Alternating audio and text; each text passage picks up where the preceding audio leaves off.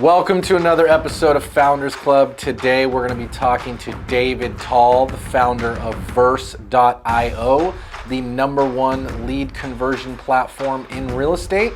We're going to be talking about the future of real estate marketing, artificial intelligence, and how to use tech to convert more leads, make more sales, and scale your real estate business. If you have any questions, put them in the box down below. Make sure you hit that like button so other people just like you can find this video. And if you like money and you like real estate, this is the show for you. Hit that subscribe button and we'll see you on the inside. Welcome to Founders Club, the show for real estate entrepreneurs. David, thanks for coming on. Excited to chat with you, man. Thank you. Nice. So let's start with, how did you get into the business? Because I know you kind of started in the real estate space, and I know now you've transitioned, and I kind of want to jump into all that, but let's take it back to the beginning. Sure, yeah. So I if you want to go way back, I was at UCLA originally for electrical engineering. A couple years in, I was doing okay, but I wasn't really loving it. But I liked technology a lot, so that was kind of the beginnings of my interest in tech. But I switched to econ and graduated with an economics degree. Right after I graduated, actually had a few stints in Hollywood behind the camera. Okay. Doing some producing and a couple commercials and independent feature film that I produced. Wow. And don't look it up. What's it called? It's terrible. Have you seen Anchorman? I have. It's not that one, but it's called Stone and Ed. Stone and Ed. Yes. All right. But don't look it up. Do not look it up. But failed attempt at a movie career. So you got very in the LA scene.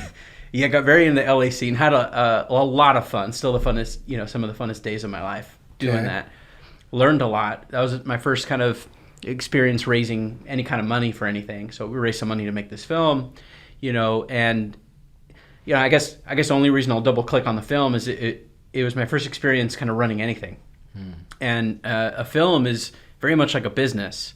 You raise some money, you hire a bunch of people, you manage a lot of processes and people, and you try to accomplish certain goals, and then you try to have a good outcome at the end of the day. And you did this with an economics degree and no experience making films before? None. My two best friends were in the film school, so it was really them steering that direction, and I tagged along and helped with the production. After that movie, didn't take off, and we didn't really make the money back. Well, I joked that we made our investors a 10% return. We returned 10% once. And right after that, my uncle, who was a big real estate developer, he was about to start developing in San Diego. He was developing in Mexico. Okay. He's an architect developer I really looked up to my whole life, Cool. Still do. And he was about to start developing in San Diego. And so I got my real estate license because I wanted to kind of jump in and work with him on some of these developments. Within weeks of getting my license, Bear Stearns, Lehman Brothers, all the dominoes, oh, wow. Started kicking. And so you were in the thick of that. And I was in the thick of it. And, fast forward a bit, and we have this massive recession. My uncle never developed anything to this day in San Diego, never got the funding for it or the financing, kind of went back to Mexico to do more stuff there. And the world kind of collapsed around me, and here I was with my real estate license. And so I joined a boutique agency in downtown San Diego, worked my way through that, became the top selling agent in the office, and a couple years in, started my own brokerage and started to build out my own brand, hiring agents, and really liked it. Really liked that career path and what I did. And to this day, I just love real estate. It's like, at the heart of everything that I've ever loved. And so along the way, though, I was always like an early adopter, just I want to try this. I want to get this tech. I want to try this software. I want to get this CRM. I'm going to advertise everywhere. I'm going to do weird things, and Zillow, Realtor.com, they were just coming out. They were still in their infancy. Today we just take them for granted, but those websites as lead sources were brand new. And so I started buying leads from Zillow, from Realtor.com, feeding my agents, very quickly realizing that they were not very good at following up with those leads. I would follow up with my agent saying, hey, how'd it go with Tom or Betty or whoever I was referring to them? And they'd be like, oh yeah, I got to call him. Or, oh, I called him, I left a voicemail, but I haven't heard back, so and probably wasn't. That was 4 days ago. Yeah. So this concept of following up with internet leads in a more persistent way, efficient way, what was just barely starting to come about. Because internet leads were still new as a whole. So it was still early days, and those are the beginnings of what started to get me thinking about how can I help solve that problem of there's no shortage of places where you could generate leads, buy leads. In a half an hour, I could generate a lead right now from 0 to a lead, right? I can go on Facebook, I can throw an ad up, $50 to it, I'll get some lead. But So there's no shortage of lead gen, but it's about how you actually go about engaging, qualifying, nurturing those prospects to be successful with them, so you could scale your business that way. Yeah, definitely. And so that was the beginnings. So take me through that. So you're a real estate broker. You have a team of agents. You're giving them leads, but they're falling out the bottom of the funnel and going into assume some sort of graveyard. Yeah. So you recognized that this was a problem, and then what did you do at the time to fix it? So at the time, my solution wasn't what we have today. It was, hey, there's all these lead gen sites generating all these leads, but they're all cold leads, a bunch of junk. You call these leads, half of them have bad numbers, half of them are angry that you called, and I'm already at 2 halves, so that's all of them. And so our idea was, let's create a new lead gen service that would actually generate the leads. So we it's myagentfinder.com. We would generate the leads, drive traffic to it, basically PPC, just to drive traffic to it. People looking for realtors in Miami and Houston and Phoenix, etc. Capture that lead form information, but instead of just sending that directly to an agent, we would go ahead and originally call that prospect a bunch of times until we got a hold of them. Email, call, texting was in its infancy at the time. And once we would get a hold of the prospect and qualify them to a degree, make sure they weren't working with someone, make sure we understood their price range, et cetera. Are they needing a loan, et cetera? Are they also selling a home? Then we would tee them up and set up an appointment for our partner realtor around the country. So we created one of the first referral networks, kind of a lead gen company that was performance-based. That's sharp.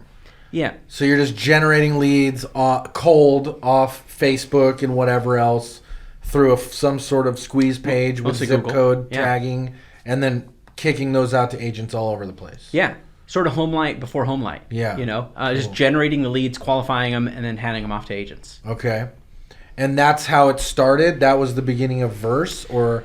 So along the way, because we were tied to the closing, we would make a success fee. We were licensed as a brokerage, right? So that we could send a lead over, but actually be able to collect at the closing a commission, 25 to 35%.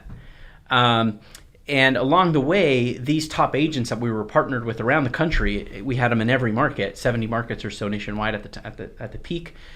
They were saying to us, we love these referrals. We love how they're ready to go. When I call someone that you sent me, they're expecting my call. I know so much about them, and I'm closing like 3 to 5 times more of these leads than just cold leads if I have to go and chase after them myself or hope that my agents do. And they said, but you're just one small lead source in a jungle of options, and you're sending me 5 or 10 of these a month, which are all great. But I have another 100 or 200 leads a month that I'm generating on my own sources, through my own Zillow spend, through my own Realtor.com spend, Homes.com, website, organic, sign Facebook, calls, all of it. Yeah, all of it. We have all these other sources, and they said, can we just send you all of our leads from our other sources, and can you go ahead and do the qualifying and tee them up for us in the same way you do for yourself?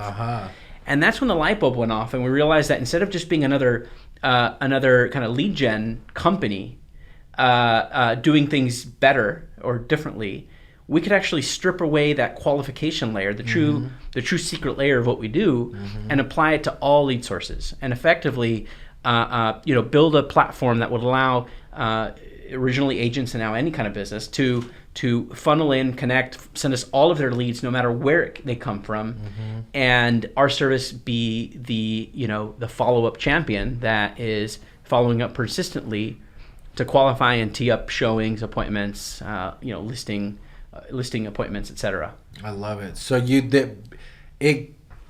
the idea came from someone else asking you to do what you were doing for them on a larger scale. Yeah. With all their other leads.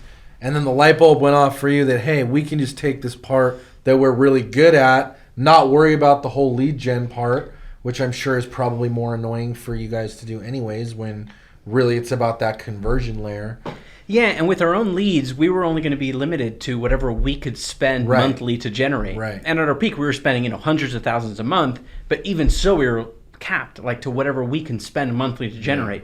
Right. Taking that cap off, now we were able to access billions of dollars of spend, and let agents send us all their leads from whatever they're spending on Zillow, Realtor.com, elsewhere. So it really, 10x the business once we open that floodgate. That's amazing. I love that. So let's talk about, for those that don't know, what Verse is. And I'm going to start with, it's the #1 lead and conversion solution for modern revenue teams. That's right. Take it from there. Guess you were on the website. Yes. So what Verse is we're an AI plus people powered lead conversion platform. We're a customer engagement platform, essentially, that engages, qualifies, nurtures your prospects, home buyer leads or mortgage leads, or really leads from anywhere. And what we do is we take a modern approach of leveraging the best of AI and tech, which we can get into, and the best of people, really bridging the two to create the most authentic yet efficient experience at scale, 24/7, to really just solve this problem once and for all, not just for realtors and brokers, but really any business that's generating leads online. How do you go about engaging leads 24/7? How do you make sure that you create a consistent process? And so what we do is we engage, we launch what we call conversation campaigns. So we can have a campaign to engage and qualify a home buyer lead, or to a different campaign to engage and qualify someone looking to refinance. So we can launch these different campaigns depending on what the lead needs, and we do it using a omni-channel approach, leveraging not just text and email and phone, but really kind of any channels where prospects may want to communicate through. I love it. And I want to break that down a little bit, because I think whether someone chooses to work with you guys or not, I think learning this process is the key to growing and scaling a business. So I want to break it down. I do want to give you guys a shout out, though, which was not solicited, but we have a lot of agents that use your guys' service and are raving fans about it. And in terms of just anyone that's generating a good amount of leads, I think your guys' service is a total no-brainer, and we'll get into why and how you guys are doing what you do. But it basically takes the immediate follow-up piece out, the continued follow-up piece. Like you said, you have so many different campaigns for different types of leads and all that. So let's break that down a little bit. So if I say, hey, I'm generating leads, right? I got my website, has a lot of organic traffic, let's say, and I'm getting either buyer or seller leads. What happens? What happens next once my lead comes in? Sure. So we would set you up and integrate your CRM or lead source wherever you're getting the leads through, so that we receive those leads in real time.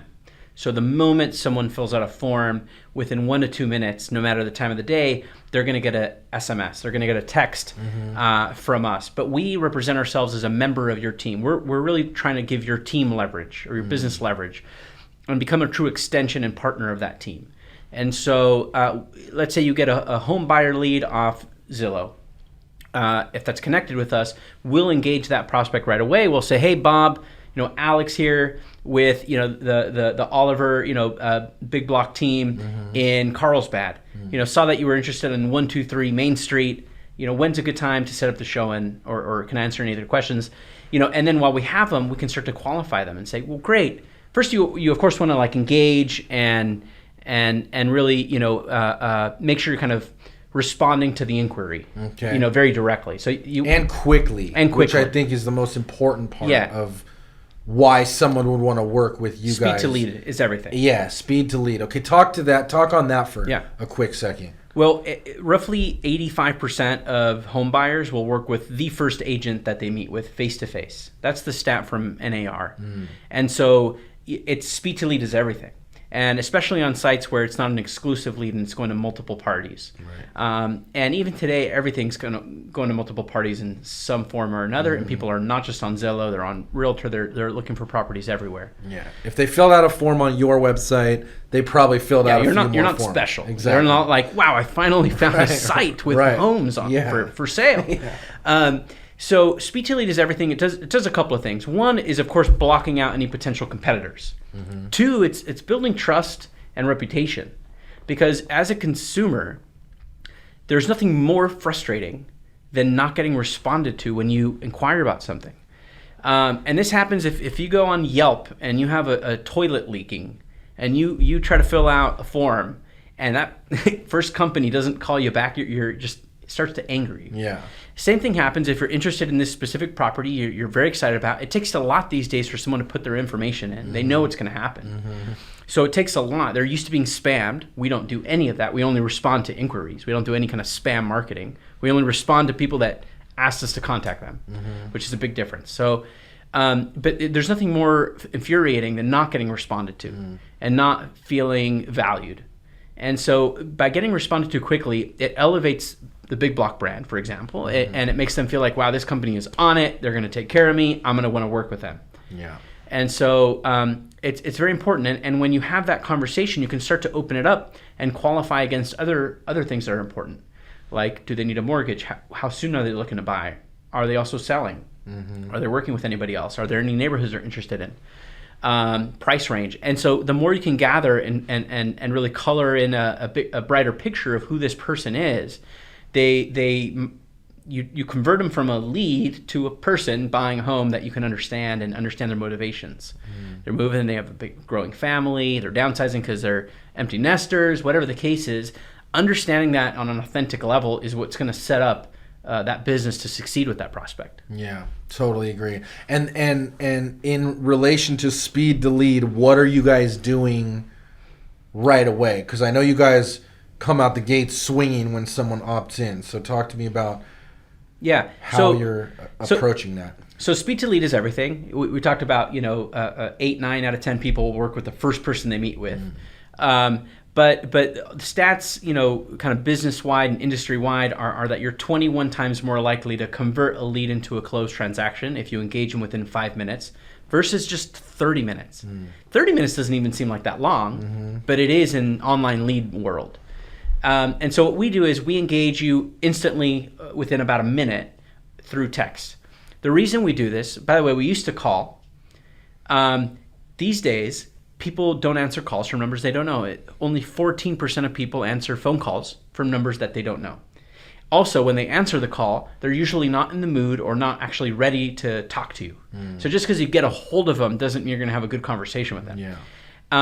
And now with robocalling, all the calls I get from numbers I don't know show up as potential spam. Right. Spam likely. Yeah. And so that channel, calling, is just losing steam quickly. I'm not saying that a phone call is not the most powerful way. Right. It's just not the most effective way to get someone on the phone. Yeah. So what we do is we text you right away as a prospect, and we say, hey, hey Oliver, Alex here with blank blank, reaching out about your inquiry on blank blank. Instantly, you're giving context and relevance to what you're responding to. And over SMS, we have a 98% open rate, a read rate. 90% of our prospects, and this is not just us, this is consumers, 90% of consumers will read that initial text within 3 minutes of receiving it. There's nothing more powerful than cutting through the noise and being able to tell you what I'm going to reach out about. And what we do is, and what we used to do was call first. That got, mixed, results. Then we used to text first, and that got way better results. And now what we do is we text and offer to call. Or text, to give the consumer choice. So by texting you, I can cut through the noise, tell you what it's about. I'm responding to you. You just try to reach out. I'm responding to you. Here's what it's about. Is now a good time for a quick call, or would you prefer to text? And so what that does is it opens up the line of communication, it builds trust, and allows us to create a timeline and time frame and a format for the consumer to speak on their time, their terms. Right. They're in control. They're more in control. Yeah. And ultimately you get a hold of far more people. And with that, 9 out of 10 people still say they want to text initially with the business. Oh, I'm sure. And if someone wants to call, that's a perfect opportunity to say, great, right now in an hour, and tee that up. And now you guys can call them. They're teed up. They're ready to talk. Yeah. But if they want to text, we can have that initial text conversation, ask them a few qualifying questions, build a little more trust. And what's really important is to disqualify people, move people out of the way. Not every lead you're ever going to get is a good one. Most of them are not. Most of them are not, true. There's over 100 million leads generated just for real estate every year. There's only 5 million or so homes sold that actually sell. Yeah. So statistically, Right. 95% or so of leads are not good. And so what's important is cutting through the noise, getting to the important ones, the hot ones that are ready to and primed to do business with you quickly, building that trust before competitors do. And then I'm guessing the texting is where the AI comes in, right? Talk to me about how you guys are using AI and what exactly that means and how it works. Yeah, AI has come a long way in the last decade. And our mission is not to be an AI-only solution. Our mission is to really create the most authentic connections efficiently at scale for businesses and their customers. I like that. And where AI comes in is in a few very key important areas. One is it allows you to handle a lot of the conversation automatically, which allows you to do it much cheaper and effectively and consistently and lower the cost so you can do this cheaper for your customer.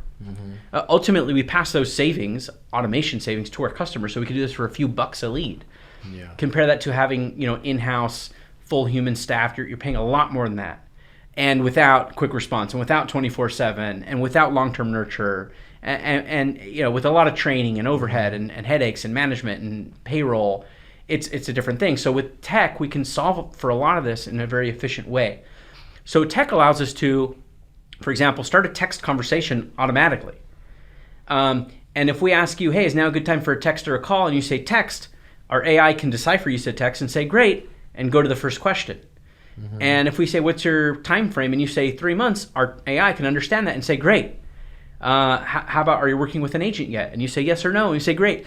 So a lot of this can be automated.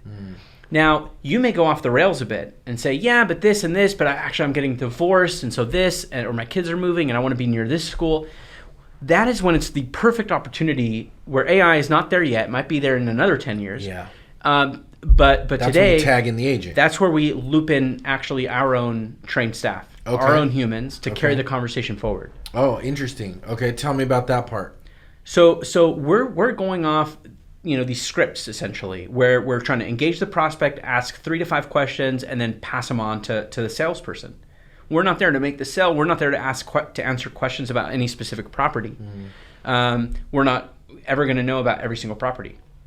And so we're there to be the kind of front of house. You walk into Nordstrom's and someone asks you what you're looking for. You say, I'm looking for a suit for a wedding. And they say, great, second floor to the right. Right? And they call the guy and say, expect this guy is coming up. He's going to want to talk to you. Right. So we're there to be sort of that receptionist virtually that's there to kind of greet the prospect, get some information from them, and send them to the right team at the right time. And that builds a lot of trust. So what is that conversation like? So what's nice is we're there to basically respond to their inquiry. Say, hey, I understand you want more information on 123 Main Street. I would love to set up a showing for you. While I have you, and then we ask a few questions. Are you working with another agent? Do you need a loan? These questions are set by our customer, by that broker. Pre-qualification script. Brokers may not want to work with renters, for example. Right. So we'll ask, are you buying or renting? They may not want to work with anyone under a certain price range because maybe they don't have any inventory under a certain amount. We also work with big home builders that we're qualifying leads to set up tours. Right. But if the homes in that community are only $1 million plus, like in San Diego, and someone's price range is $500,000, we want to disqualify that person. Yeah. And so those are the different kinds of use cases. Very cool. That are helpful to to streamline, qualification and starting to work with the right prospects that are actually going to drive business. Yeah, I'll bet. No, it's interesting. I mean, I like, and I can see why, back to bringing it full circle to that guy who kind of gave you the idea, like, that's why you're winning that conversion piece, is because you're doing all that stuff, the speed to lead, the pre-qualifying correctly, and then a nice warm handoff. Yeah, and AI can also do quite a bit more. It can understand sentiment, and our scripts can adapt themselves to sentiment. It can A/B test conversations automatically. So instead of saying, I'm oversimplifying, but are you working with another realtor? Have you started speaking to any other agents? I don't know. You can have multiple ways to ask the same things and get different results. And the same way that you would optimize an ad campaign, you can optimize a conversation campaign, right? What are the right words that work, that kind of hook people in? When people are unresponsive, what are the right things to pull them back? To re-engage. So one of the things that we've done is purposefully misspell things and then autocorrect it automatically. So we might say, hey, Oliver, but misspell something, and then like follow up automatically with like the correct spelling with the little asterisk. Wow. It makes it really human. Right. And what does that do? It makes you feel kind of guilty that you're not responding to this human. So things like that. If someone is really unresponsive, one of the things that we found works, anyone can try this, is you just, first name question mark. What happens a lot is people ignore you for a bit. Doesn't mean they want to. It means they're busy. Right. A lot of people delete threads, like they have like inbox 0, and with text, they delete stuff. And so they might not even remember what you're texting about a week later when you're following up. And so just saying like, Oliver, people go, yeah, what's it? Who is this? What is it? And then that can restart the conversation. Yeah. Wow. And so those are the kinds of things great. that AI can help you A/B test at scale and optimize so that you can kind of lift all boats with those learnings and nurture people long-term in effective ways. And the AI is doing all this on its own. Well, how much input, regular input is needed from like on a customer standpoint? Nothing from the customer. Verse is the AI platform that handles this, where the AI and people platform handles all of this. We have a ton of engineers. We're building out our own proprietary AI. That's awesome. Specific for these purpose-built conversations that we're having. And we leverage a lot of third-party, AI as well, from Facebook, from Amazon, from Google, their engines, to build internal scores that yield our, outreach strategy. Cool. Yeah, no, that's it's really amazing what you guys have done over there. So congrats on that. And Thanks. For anyone that does want to get involved, what is the cost involved, and how would they do that? Yeah, I would have them, book a demo with one of our lead conversion pros on verse.io. Cool. And they can talk them through that. We work with larger teams today. We focus on larger teams who have hundreds of leads a month. Yeah, imagine you want high volume of leads. So we're a couple thousand a month, starting price. Okay. Fraction of the cost of a full-time human, but Right. you have a 24/7 team for that. Or several humans. Several. Yeah, we have doing. people sending us tens of thousands of leads per month. Wow. 100,000 plus leads a month from customers. Wow, that's crazy. So I hear you talk a lot about text. So, and I think in real estate, I think some people kind of still have an old school mindset about text. And I know you also talk a lot about changing consumer preferences in communication. Yeah. So why don't we just talk about that real quick, and how people are winning more with text? 89% of consumers prefer to text with a business initially. That's not my stat. That's industry agnostic stats about just the changing consumer landscape. It's because robocalls have just flooded people's phones, collectors, spam marketing. Yeah. It's ruined phone. Yeah. And since people don't fax anymore, and email, by the way, has a really low open rate. Yeah. It goes to spam all the time. And so text has become the way to cut through that noise and be able to instantly, again, because 90% of people read it in the first 3 minutes and 98% overall. 98. Imagine if 98 out of every 100 leads you were able to get your message to. Yeah. Or if 98 out of 100 people picked up the phone. Exactly. Exactly, right? Even if they picked it up, saw what you said, and hung up, but at least they heard you. And with the text, people can, after the first text, they could say stop, or any opt-out.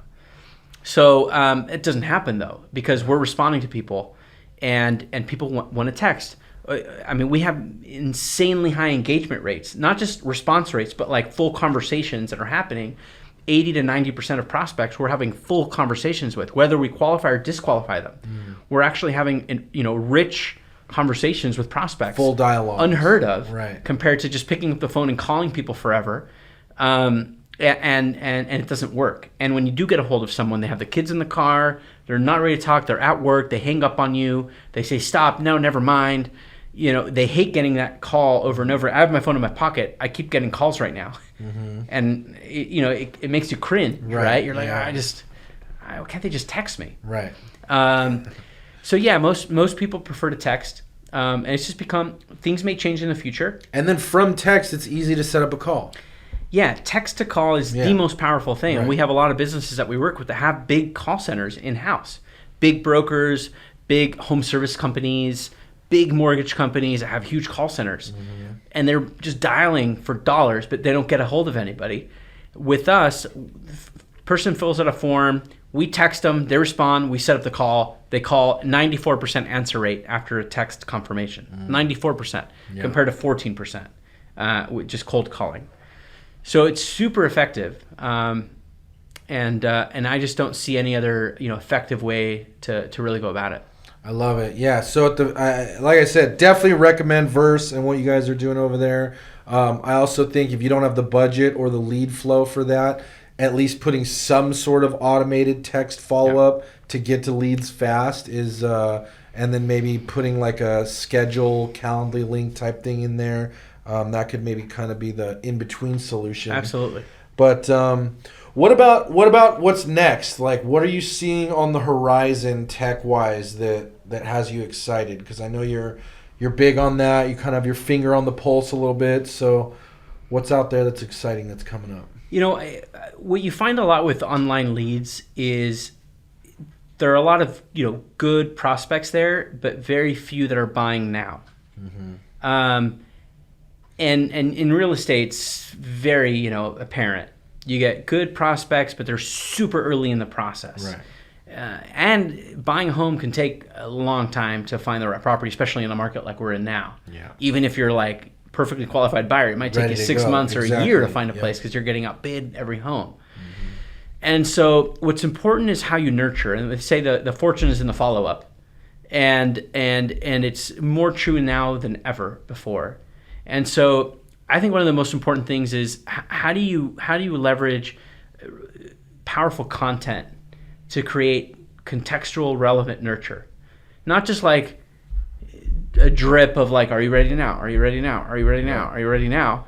But really leveraging, real-time content, real-time interest rates, real-time properties, real-time tax incentives, to weave that into a nurture strategy in an effective way that keeps you top of mind, but not as a pest, but as an educated advisor. Yeah. That they're gonna, when they're ready to kind of come back into the fold and say, I want to take another crack at buying now, they go, well, I mean, no one knows this better than Oliver, and that just automatically goes your way. And if you ask agents about their database, we say it's the database of leads. We say it's a database because it's just dead leads that they haven't, It's an Excel spreadsheet on a computer somewhere. Yeah, that's just filled with names and numbers and emails, and they don't do anything with it. They put them on like maybe a weird newsletter or some kind of auto drip of new listings, but like nothing that they can't get on their own. Yeah. And so how do you revive that? How do you bring that back to life? You have to do it through being an expert, through knowledge, through adding value ultimately. Yeah. And secondly, I would also argue that it's also about what do you do with prospects like post a sale? Like after someone buys a home, it's typical like 5 to 7 years between buying cycles. Yeah. 88% of 88% of homeowners say that they would use the same real estate agent again. Only 12% do. Why is that?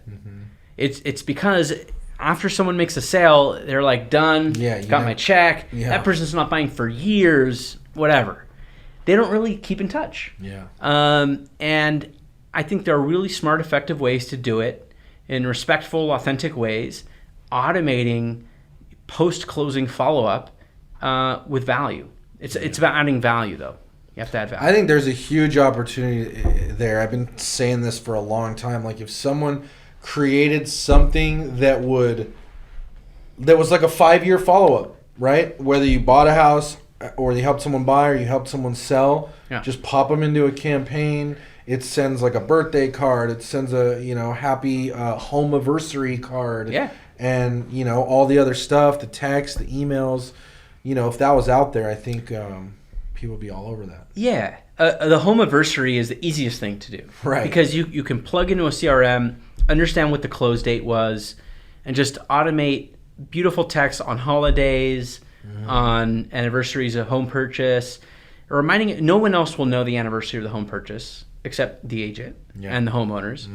How special is that to be reminded of that, to be sent a gift? I don't think people actually celebrate that. Right. And 3 years later, they've totally forgotten that it's their home anniversary. And to like get a card from you at that time would be like, whoa. Or to get a text or an email or anything saying, hey, by the way, check out this new home that came out. We got a really good deal for you. This has gone up 30%. Right. The good thing you bought last summer. This would be a great time to do that to anyone you sold in the last year. And say, hey, remember that home you bought for $700? Right. It's 1.1 now. Right. So, and by the way, what does that do? It shows them you care. It shows them that they weren't just a transaction and a number in your file. But it also might turn into a seller lead. Like, oh, you know what? We can make a quick $300-400K right now. Right. We're married. We have the tax benefit. Let's do this and move up again. And flip up. Yeah, exactly. There's two more transactions. The other thing it does is these people have friends. And homeowners invite all their friends and family over and show off their new house for years. Yeah, exactly. And so you get referrals that way. So I think it's super powerful. Love that.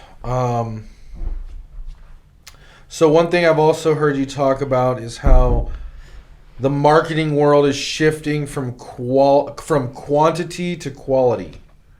Yeah, that was a Forbes article. It was. We contributed at. Absolutely.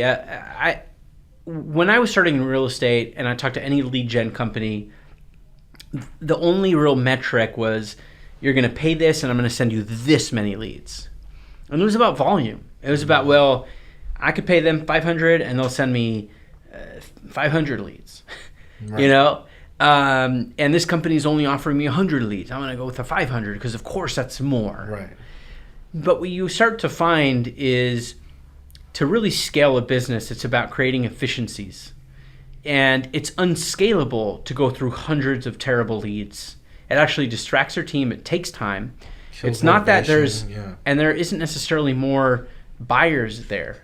There's more noise. And so pretty much every company we ever talk to, everything they're trying to solve for is how to turn their volumes into quality to tee up their teams with. They've basically created funnels like every smart, high-performing sales organization does, which is you have the noisy top of the funnel. You want to bring it down and start to funnel it and filter it down and tee up opportunities for your people. If you look at Salesforce, that lingo of leads and ops, opportunities. You have a ton of leads, but it's all about opportunities. Yeah. And so that is one of the biggest shifts that I've seen in the last decade is people no more want to deal with or even hear about your volume of leads. In fact, so much so that a lot of the the Zillow, the Realtor.coms, the Home Lights of the world, what are they doing? They're even saying, we're not even promising you any volume, but it's so quality that it's performance based. We want a cut of it, right? So they're trying to qualify the leads now to a point where they're like as good as possible, because it also increases conversion at the end of the day. and they're cutting themselves into that profit, and everybody wins, and people are happy with that. I rather get 5 qualified buyers of any product that I'm selling than 100 that I got to find those 5. Yeah, exactly. Than 500. Yeah, right? Yeah. and having to find those 5 needles in haystack. So it makes a lot of sense. I think so. One thing I wanted to shift gears onto is I know that over your career you've raised a lot of money for different businesses. I didn't know you raised money for a film, so that's awesome. And I know a lot of people listening are investing and putting together projects and syndicating and things like that. So I just wanted to kind of get your thoughts on raising money, best practices, and kind of like, what you've been able to do and how you've been able to do it. Yeah, I've been asked this a lot. I've been a part of a lot of different startup groups and advising other firms and companies and founders and entrepreneurs. And I think it all comes down to like what is your objective and what are you trying to do, and do you need it? And I don't always recommend raising money. And I don't always recommend raising venture capital versus angel capital or a loan from a bank. So I think it really comes down to like, what are you trying to build? If you're trying to grow your real estate team, then you probably don't want to look at venture capital. Right. If you're trying to build $1 billion company and kind of burn through cash for years because you're trying to build a $100 million a year revenue business and it's going to take years to burn through and build a ton of tech and hire 30, 50 engineers, venture capital makes a lot of sense for that. And that's what it's for. It bridges the initial to the vision, to the bigger vision. But there's a whole set of different expectations when you do that. You can't just raise a bunch of capital and then have a lifestyle business with it.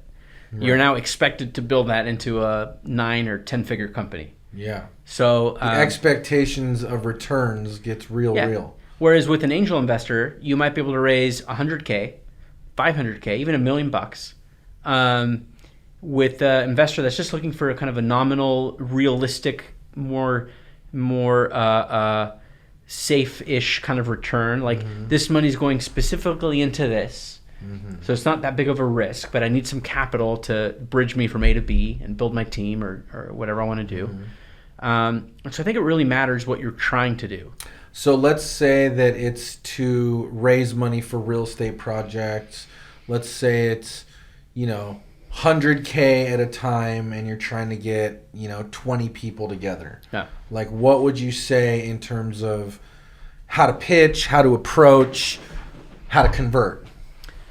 Well, it always helps to have something you can point to that you've succeeded with. So if you're going to raise a fund, some kind of REIT or something to invest in real estate, you want to be able to point to something you've done and say, I want to replicate this that I did 50 times over the next 2 years, right? And we need capital. And by the way, here are the next 10 properties that I think we can buy, and here's what I would do with them and what our expected returns or IRRs would be. You obviously have to put together like a whole prospectus on the payback period, because no one's gonna like buy you out.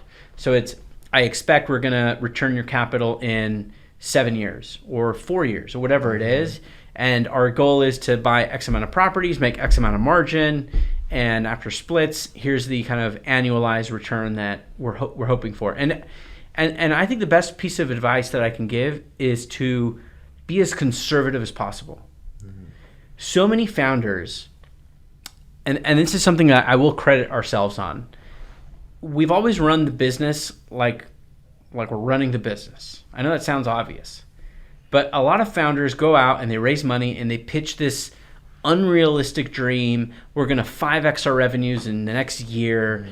And like they think that's what the investors want to hear, but it's unrealistic, very likely to not happen. And yeah, it might help you raise that money, maybe in the short term gain, long-term pain. Yeah, for sure. A lot of pressure, a lot of stress. My favorite thing to do, and my investors have called me out on it, is to sandbag, is to do the opposite. To say, we're only going to grow by X amount this year. That way, I have a locked-in confidence that allows me to crush that goal. And you build a lot of trust. And there's only upside. and then people are only more surprised and happier and throw money at you because they go, you always outperform. And the next time you say, I'm going to do this, they believe you because that. And so what I mean by operating the business is every time we raise money from big VC firms in the Bay, we've told them the absolute. I know this sounds silly, but we've told them the absolute truth of what we think we can do, minus 10-20%. Okay. Because we know that there's things out there. I mean, look at COVID, right? We know that there's things that could throw things off. We know in real estate that there's cyclicality and things can change. Interest rates might rise. It may change things. So building that in, I think, creates a more honest organization and allows you to crush the goal and allows you to also, miss and not fail. Yeah. And I like that. I like the, lowering of expectations because I think that eases pressure on what you have to deliver, but also gives you room to smash it, like you were saying. Because if you promise someone, let's say 15% return on a deal and you return 14%, then they're going to be like, ooh, I don't know. Whereas if you promise 10% and you delivered at 14%, or 12% you delivered at 14%, then you look like a rock star. And here's the thing. Last year, 2020, if you remember, it was I don't know if I'm allowed to swear. You are. A fucked up year. Yeah. But we set our budget and everything and, had a board meeting in January and said, this is what we're going to do. COVID happened. I mean, it threw everything into array. Yeah. We barely made our number in 2020, but our investors were super happy. Now, had I told them a much more aggressive, which we would have hit if COVID wasn't there, we would have hit. But that gave us the ability to just keep operating with our heads up, focusing on the long term, not freaking out that we're going to disappoint every investor. I'm so grateful that we did that. Yeah. And this year, did the same thing. We reached our 2021 goal in August. We hit it in August. Congrats. And now everything right now is just cherry on top. That's great. And investors are stoked. They're happy. They're wanting to give us more money. How much faster can you grow this? That's a much stronger position to be in. It's not dishonest. I think it's overly honest because you're factoring in what you don't know. You can always make an Excel and a projections that show, all these numbers are going to be perfectly placed here and it's going to boil down to this revenue and P&L numbers and EBITDA, et cetera. But the fact of the matter is in January, you have no idea what's going to happen that year between that and December. And I think it's wise to haircut for reality. I love it. Factoring in what you don't know. Yeah. It makes total sense. Yeah. I love it. What are you investing in these days? I've been buying, property, since I started in real estate. I have a lot of properties in town, and the what I'm most excited about are properties where you can build ADUs in the back. Yeah, those are going crazy right now. Yeah, so it's so expensive now to buy anything, and it's so expensive now to build and just to do anything, that the best thing has been, homes that have the lot size that allow for ADUs, 1 or 2 ADUs in the back, additional dwelling units. And those are full new rental properties that you're not paying for the land on, which has become the most expensive part of everything. And they're cheaper to build. Way cheaper. Yeah. You can build for $250 a foot. And rents, keep going up over time. I've never seen rents go down. Yeah. Even in a good or a bad market. Yeah, I wouldn't anticipate them going down anytime soon. Yeah. So, I've always liked real estate, and I've always liked, income property. That's awesome. Something I can touch. That's very cool. Yeah, I'm the same way. I like anything with multiple units on it. Yeah. From 2 to 30. What about?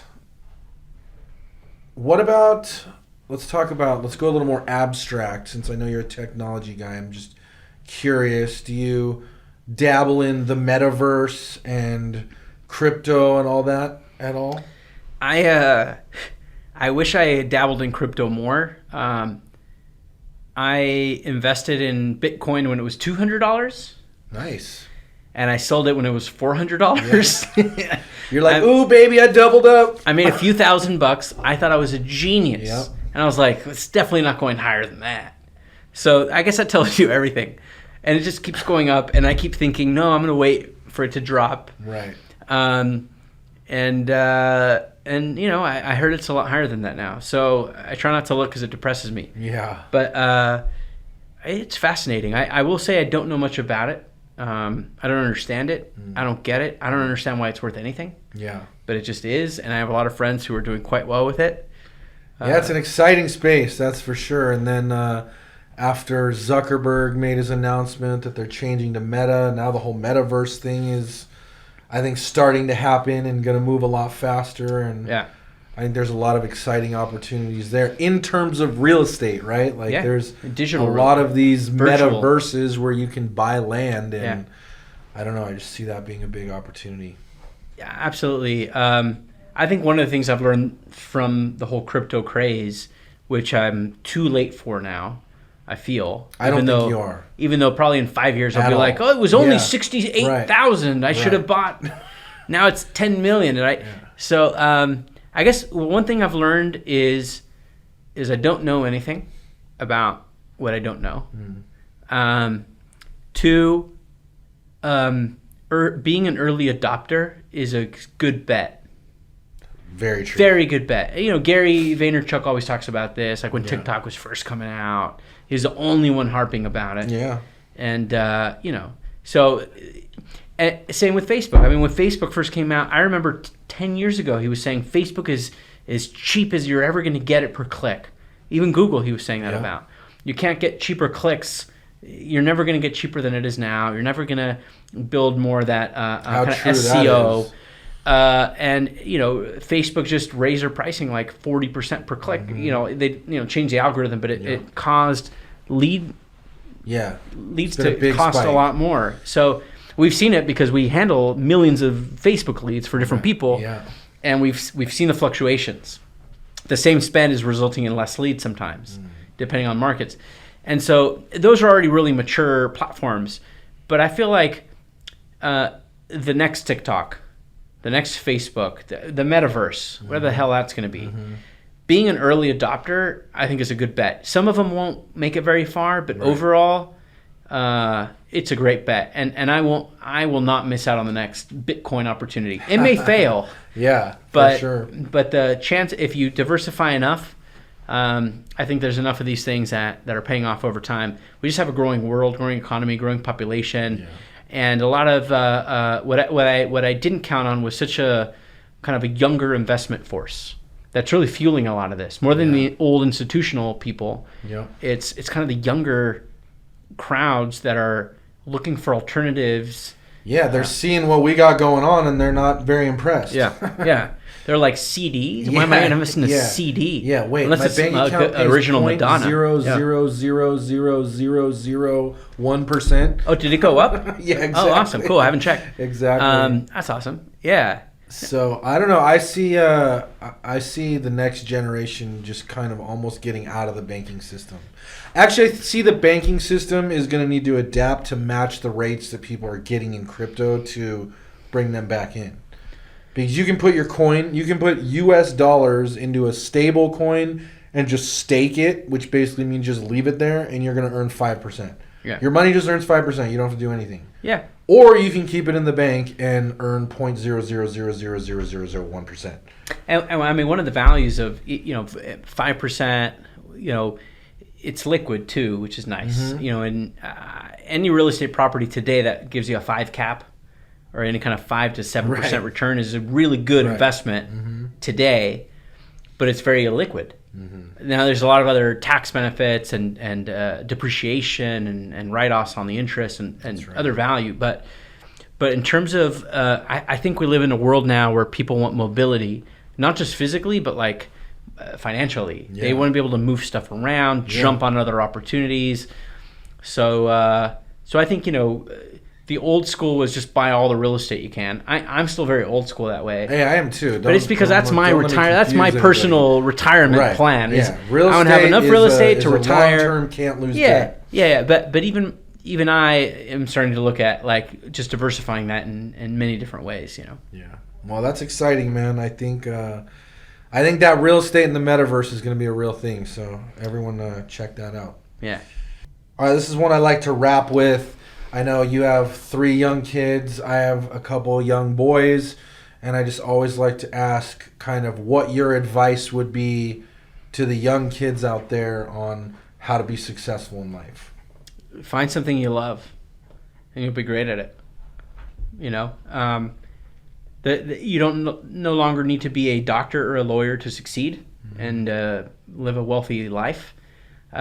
You could be a plumber and figure out how to be the plumbing.com guy or the plumbing app that revolutionizes everything. Right. Or the plumbing lead gen guy that farms out leads. It's no longer a pipe dream. Right. I mean, there's never been more opportunity to launch your own business. You can launch a site. You don't have to be a coder.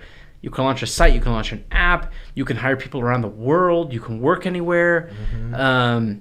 There's never been a better time in history to invent, to start something new, to try something as cheaply as possible. It used to cost $1 million to try to launch your company. Right. Now you could do it for $1,000. Yeah. You could find enough people on Elance and on the internet to help you out and try something. So my advice is find something you love, because at the end of the day, that's what's going to bring you happiness. And if you love it, you're going to be good at it. If you don't like being a lawyer, you're likely not going to be the best lawyer. Yeah. If you love it, you will be the best lawyer. Right. Yeah. If you're just doing medicine because you think that will make you a good paycheck, you'll do well. You're not going to be the best doctor, and you're not going to invent something new in the medical field. But if you're super passionate about absolutely anything, it could be roofing, you will be the best at it, I think. And there's just never been a greater time to give yourself that freedom, especially at a younger age. I feel like people can try it now during college, during high school. You can start to try things out. Yeah, really from your phone, you can do just about anything these days. Yeah. Love it. Well, very, very appreciative on you coming down and having a nice chat with us.